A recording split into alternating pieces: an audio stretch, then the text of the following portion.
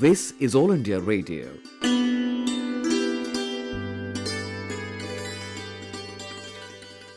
Power of Listening. Under this series, tonight we take you on a journey to the world of yet another magnificent facet of the traditional Indian knowledge systems. I'm Manoj Mainkar. Yoga. India's incredible gift to mankind. A symbol of universal aspiration for health and well-being. It is the journey from me to we, heralding a new yuga of peace, compassion and brotherhood. It simply connects us to life. This episode of Power of Listening is an attempt to trace its genesis, to understand its journey right from the origins of humankind. Our expert on the show today is Dr. Anuradha Oak, and interacting with her is Sameer Thekedar. Stay tuned. Hello listeners, welcome to the discussion on occasion of the International Yoga Day. The International Yoga Day is being celebrated annually on the 21st June since year 2015. 21st June is the longest day of the year in the Northern Hemisphere, and it shares the special significance in many parts of the world. Our Prime Minister, Honorable Modi ji, in his UN address, had suggested this day in the year 2014 at the official UN promotion of global health, harmony and peace. Now I would like to introduce our speaker and subject matter expert, Dr. Anuradha Prasad Oak. By qualification, she is MA in Sanskrit and PhD in Yoga Philosophy. She is a founder of Atmaja Health Awareness Organization.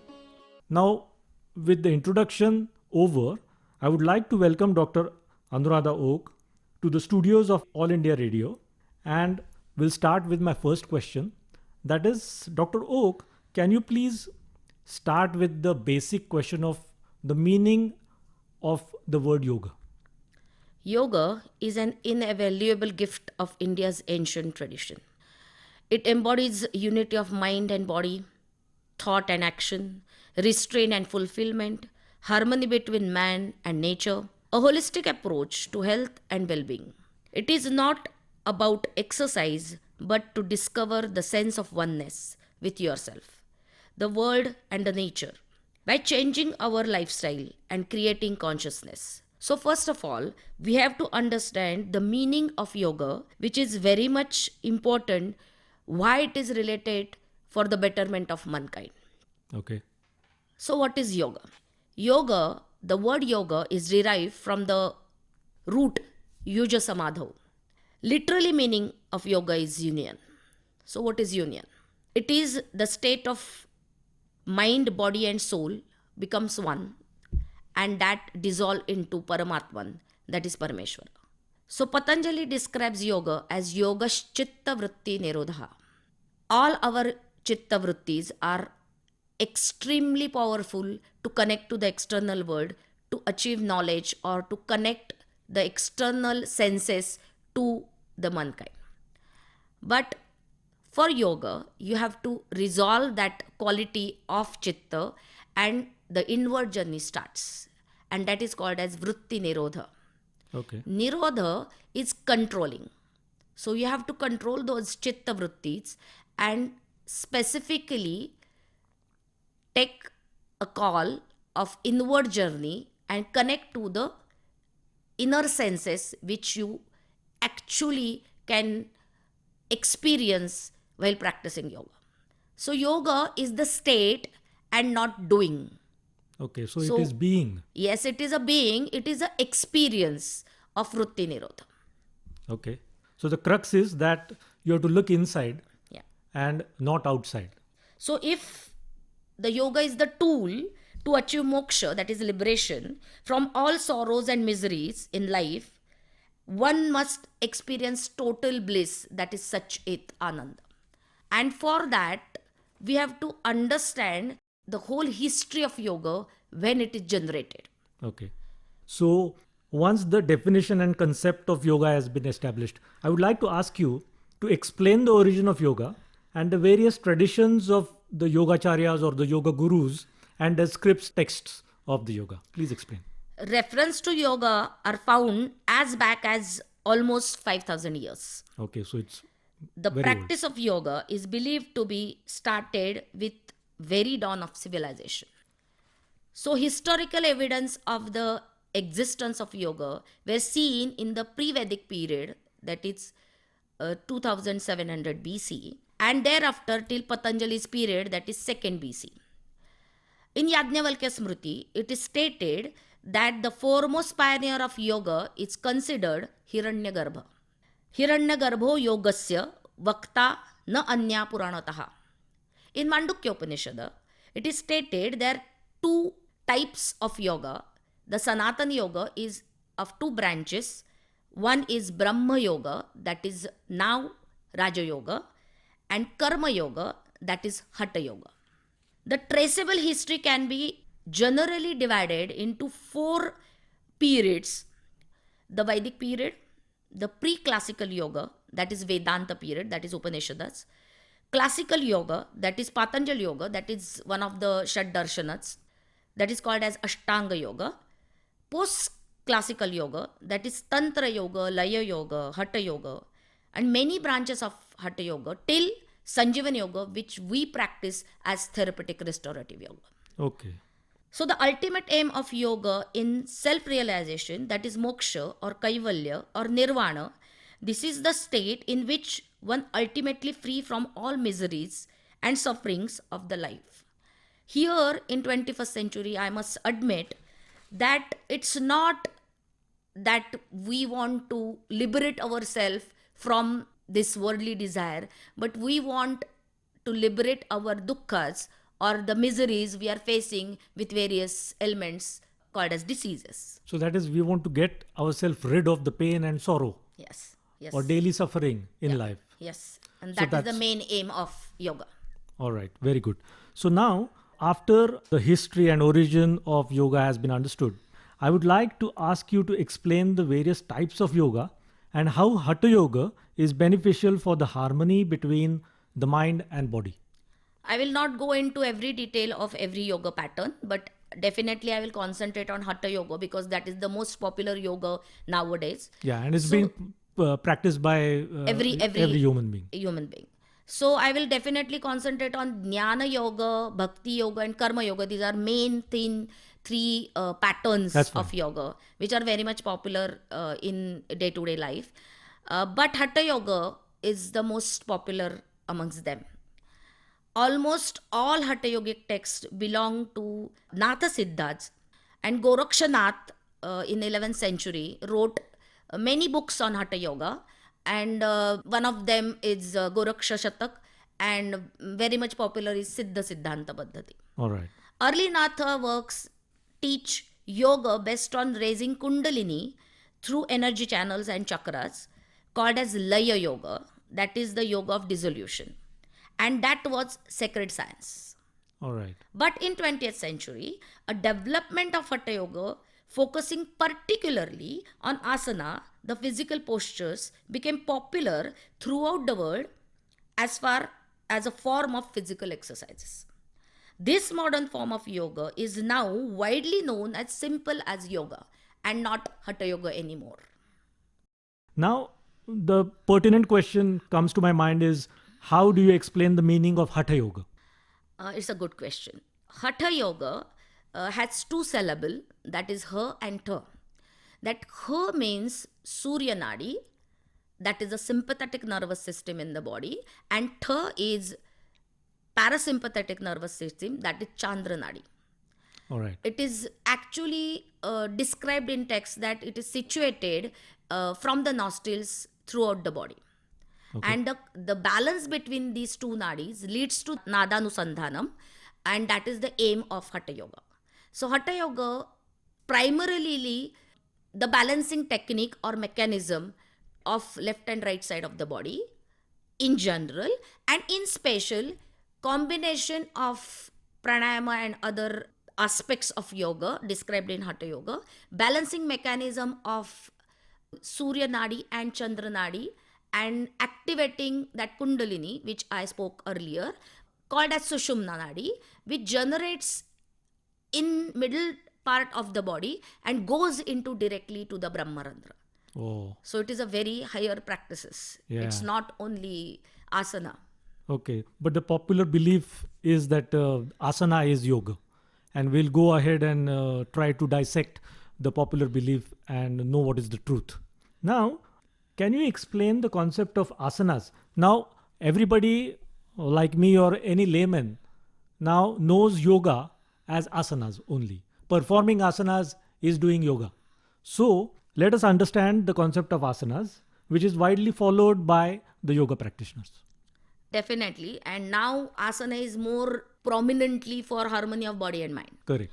So, in Hatha Yoga Pradipika is the most popular influential text of Hatha Yoga compiled by Swami Swatmaram in 14th century. Here in that text, he gives benefits of asana.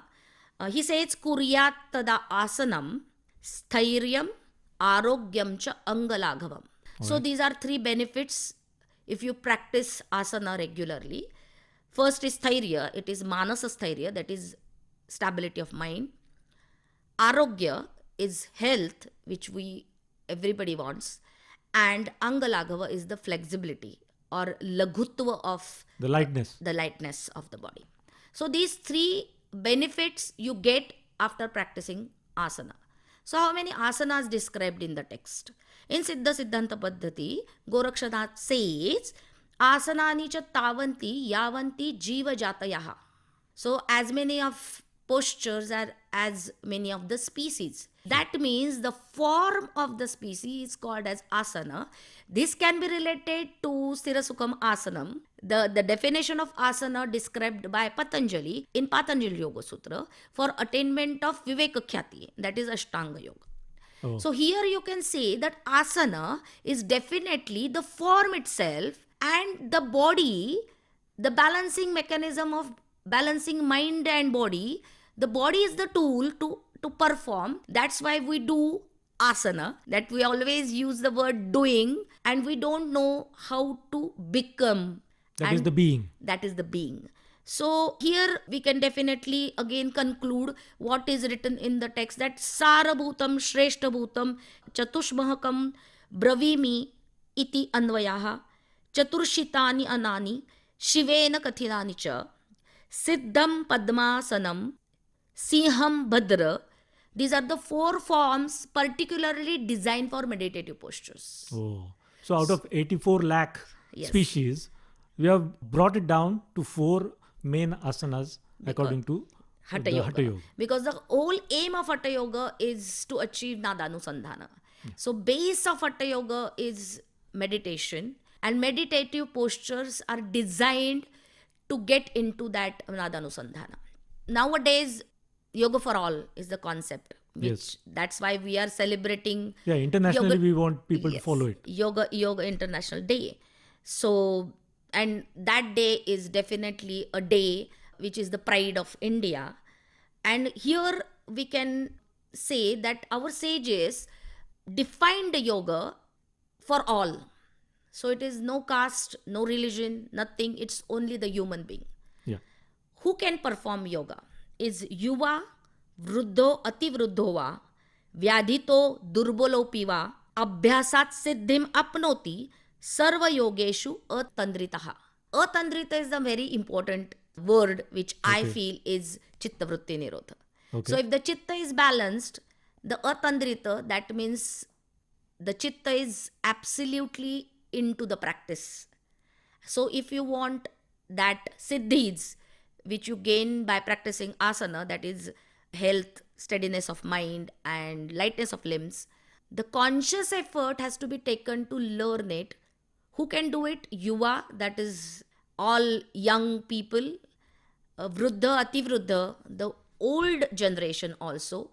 Along with that, vyadhita and durbala, and Sanjivani Yoga takes effort to give that helping hand through asana therapy for those diseased people and physically handicapped people. Oh, Dr. Oak, this is a very beautiful explanation that people from all walks of life and all stages of life can participate in yoga. There is no bar for anyone to not performing any yoga. So it is open to all and it embraces all stages of life. True. All right. Now, from asanas, a very popular form of asanas is Surya Namaskar. So please tell us something more about Surya Namaskar. Yes, Surya Namaskar is the most popular dynamic exercise, Yeah. worldwide famous, and it's now part of everybody's life Yes. because it is a dynamic exercise. This sun salutation exercise is not described in any Hatha Yogic text. Oh, is it? Yeah. There It is a popular belief is that it is part of the Yes. Hatha Yoga tradition. Although all postures are adopted by Hatha Yoga asanas, but not described in any text. All right. 12 graceful linked asanas dedicated to solar deity, that Surya. Surya. Okay. Considering the center point of the body is navel, where the solar plexus is situated and adrenal secretion will take place. It was popular by Bhawan Rao Srinivas Panta Pratinidhi, Raja of Aundh, and he wrote a book, The 10-Point Way to Health, in 1928. All right. In that book, he described or mentioned Surya Namaskar. So it is much later than the Hatha Yoga Pradipika, which was way back Yes. by yes. Swami Swatmaram. Yes. And later, Guru Krishnamacharya adopted the sequence in his daily practice in Mysore Palace. This set of exercise or practice increase awareness of body, of course, and the flexibility of spine, Correct. which is very much important for the longevity of our life. All right. Very well. Now, as you have explained very well the concept of asana and the popular form that is Surya Namaskar, let's go a step higher, which is a very popular as well as enlightening step. That is the pranayama. And then from pranayama, we will go ahead to dhyana. So please start with pranayama. It is a tricky question because pranayama is really a higher It practice. is a higher study, yeah. And in Hatha Yoga Pradipika, Swataram specially describes in second chapter, Athasane Dridha Yogi, Vashihita Mitashanaha, Gurupadishta Margena Pranayamam Samabhyaset. So it is specifically mentioned that Athasane Dridha Yogi, if you master asana and if you control your hunger or your food habits, you can perform by Guru's Margadarshan or the demonstration by Guru, pranayama. What is pranayama? Again, the definition given by Patanjali is tasmin sati shwasa prachwasa yoho gati vichchedaha pranayama. So gati vichcheda, the important word, that is a kumbhaka pranayama. So pranayama is always considered as a kumbhaka. So as in Hatha Yoga Pradipika, it is explained that chale vate chale chittam nischale nischalam bhavet yogi sthanuvatvam apnoti tato vayu nirodhayet. Again, the vayu nirod is the important part, that is a breath control, that is a kumbhaka, that is a holding or restraining of breath. So retention is important. The retention is important. So when you inhale, you have to retain the breath, that is a puraka kumbhaka. You have to exhale and retain the breath, called as a rechaka kumbhaka. So inhalation and exhalation, these are the two factors which every human does from his birth till his death. Oh, yeah. So the first breath is inhalation and the last exhalation is death. So in between, the whole life is performed by any living being. All right. Very well. So pranayama is the most important part to learn how to control our breath. And here one must admit that the most important part which is written in Hatha Yoga Pradipika is chale vate chale chittam. Yeah. So if you want vritti nirod, you have to control breath, because the fluctuating mind leads to fluctuating vayu, that is prana. And if the prana is controlled, the mind is controlled. Oh. So it is a very, very big opportunity for us to control our mind in a very simple way of breath control, All right. which is 24/7 available with you. There is one thing which I must tell you, Sameer, that there are 3 levels of practitioner. Okay. And So that stages. that is these are the stages of pranayama. First stage, you feel sweda, that is Sweating. sweating, and second stage you feel kampa, that is tremors, and third stage you will get the stability.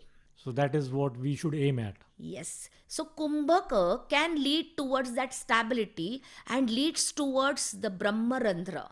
So Brahmarandhra, the retention will take place till to Brahmarandhra if you practice regularly. So what is the sequence of practice? Okay. It is called as Nadi Shodhana Pranayama. Okay. Nadi Shodhana, nadis are the pathways inside the body. There are 72,000 nadis in the body, and the cleansing of those nadi, the Shodhana, is purification of those nadi, is the primary prerequisite for the attainment of further Kevala Kumbhaka. So we must practice that Nadi Shodhan Pranayama, that is Rechaka and Puraka along with Kumbhaka, for at least 3 months regularly in front of your guru or your teacher or the higher practitioner, and then you will get those symptoms of Kanti Daidipyamana, or Your skin will start glowing. Okay. lightness of limb, or the performance of breathing will increase. Okay. So one must understand the importance of asana before practicing pranayama. Listening to you, it seems that years of practice in asana has to be spent before one starts the abhyasa of pranayam. Yes. I wanted to ask you any precautions which have to be taken by the practitioner while he is practicing pranayama, because since it is so popular and without practicing asana, people are bypassing asana and trying to practice pranayama. It's a good question. I'm going to answer this in detail. In Hatha Yogic texts prescribed by Hatha Yoga, pranayame na yuktena sarva roga kshayo bhavet. Ayukta abhyasa yogena sarva yoga samudbhavaha. Let me recite it again. Pranayama yuktena sarva yoga kshayo bhavet. So if you perform pranayama in a very particular prescribed way described in text with your guru, all roga will be vanished. Okay, you will get rid of the ailment. Yes. Now let us go to the other part, that is, after understanding pranayama in detail, let us go towards the higher practice of dhyana.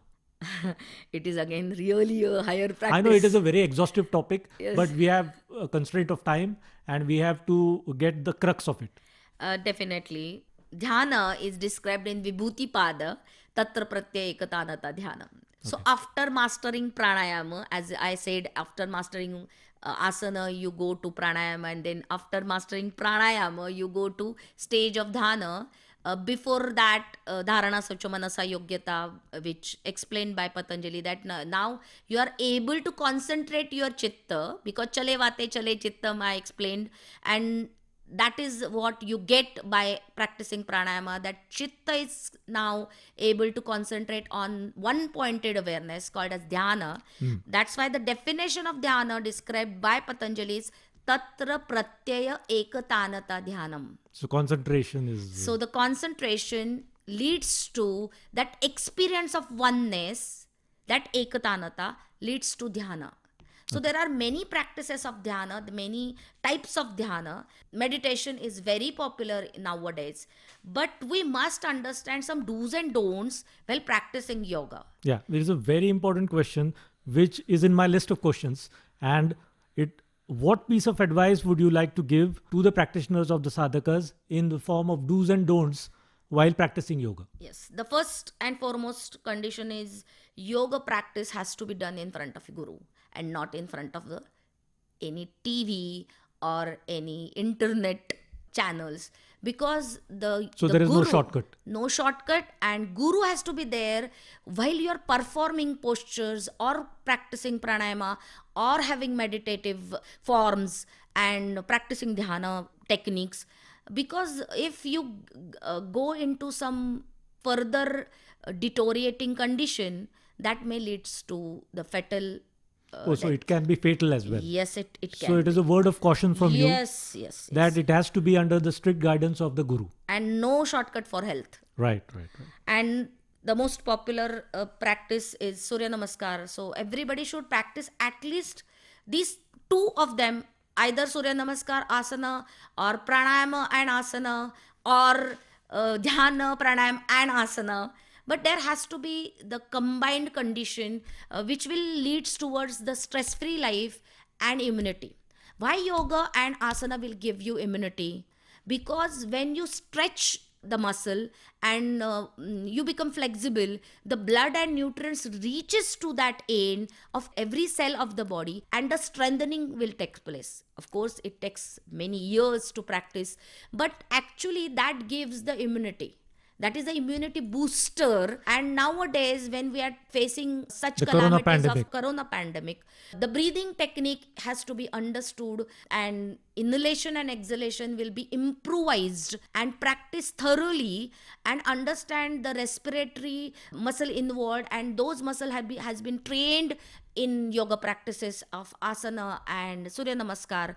And these four pillars are very important. So to sum up this whole discussion, the balancing mechanism of Chandra Nadi and Surya Nadi, called as Hatha Yoga, leads to the health, and that health will be achieved by continuous, devoted, Dedicated. dedicated practice with proper guru training.